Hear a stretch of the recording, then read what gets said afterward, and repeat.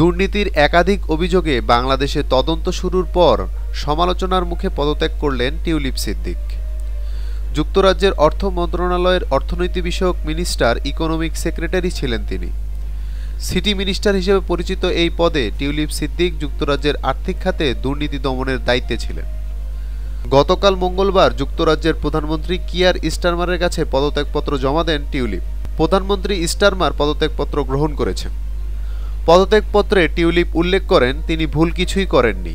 পদত্যাগের কারণ হিসেবে টিউলিপ বলেন, এটা স্পষ্ট হয়ে উঠেছিল যে অর্থ মন্ত্রণালয়ের ইকোনমিক সেক্রেটারি হিসেবে দায়িত্ব পালন করে গেলে সেটা সরকারের কাজ থেকে মনোযোগ ভিন্ন দিকে প্রভাবিত করতে পারত। বাংলাদেশে গত বছরের আগস্টে ছাত্র জনতার অভ্যুত্থানে ক্ষমতাচ্যুত প্রধানমন্ত্রী শেখ হাসিনার ছোট বোন শেখ রেহানার মেয়ে টিউলিপ সিদ্দিক।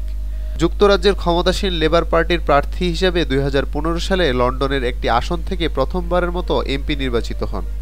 2024 সালের নির্বাচনে চতুর্থবারের মতো এমপি নির্বাচিত হওয়ার পর গত জুলাইয়ে তিনি ইকোনমিক সেক্রেটারি হিসেবে দায়িত্ব পেয়েছিলেন।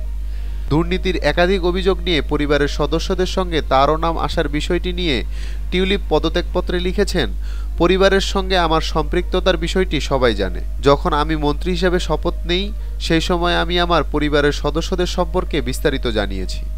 পদত্যাগপত্র গ্রহণ করে মন্ত্রীর দায়িত্ব পালনের জন্য টিউলিপকে চিঠি দিয়ে ধন্যবাদ জানিয়েছেন প্রধানমন্ত্রী কিয়ার স্টারমার। টিউলিপের বিরুদ্ধে দুর্নীতির অভিযোগ ওঠার পর এই নিয়ে মন্ত্রিসভার সদস্যদের বিধি বিষয়ক প্রধানমন্ত্রীর উপদেষ্টা লাউরি ম্যাগনাস তদন্ত করেছেন।